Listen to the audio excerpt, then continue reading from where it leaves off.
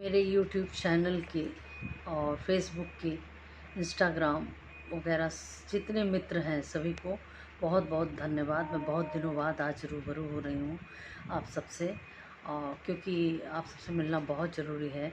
आप लोग हमें बहुत आगे बढ़ा रहे हैं। तो मैं आज आपको आप बीती कविता सुना रहे हैं, ज़रा सुनिएगा। कविता है गम ने। एकदम सच अपने ऊपर मैं ये कविता लिखी हूँ। गम ने जब कभी झांका हमें, गम ने जब कभी झांका हमें, नादान थी मैं उस समय, शादी की डोरी में बंधी मालूम नहीं दुख उठाऊंगी कभी, तब से सुखों को देखा नहीं, शायद यही मेरी किस्मत की रेखा रही।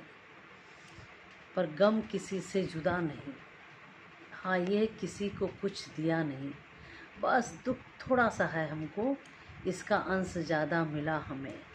गम ने जब कभी झांका हमें, नादान थी मैं उस समय, शादी की डोरी में बंधी मालूम नहीं दुख उठाऊंगी कभी।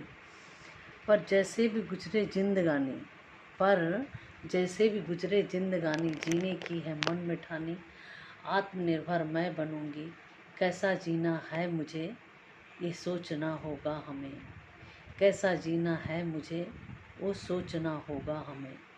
मित्रों गम ने जब कभी झांका हमें, ये पूरी सच्चाई के साथ एक एक शब्दों के साथ मैं बयां कर रही हूँ, क्योंकि कुछ नहीं बहुत कुछ हमारे साथ ऐसे ही हुआ।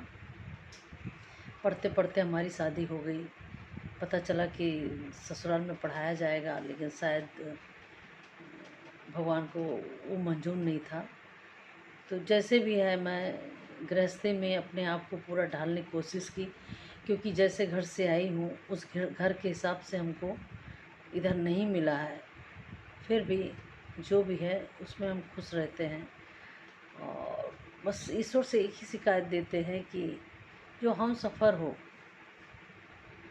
जिसके लिए हम अपना माता पिता का घर छोड़ के आते हैं, सिर्फ एक पति के सहारे आते हैं। परिवार धोखा दे मारपीट करे तो पति सहारा बनता है, लेकिन अगर पति धोखा करे, पति मारपीट करे और सम्मान न दे, कहते हैं कि अगर पत्नी को सम्मान जो पति ना दे उसको मर जाना चाहिए। कुछ हमारे साथ ऐसे ही होता है कि मैं सबके लिए चिराग हूँ, लेकिन हमारे तले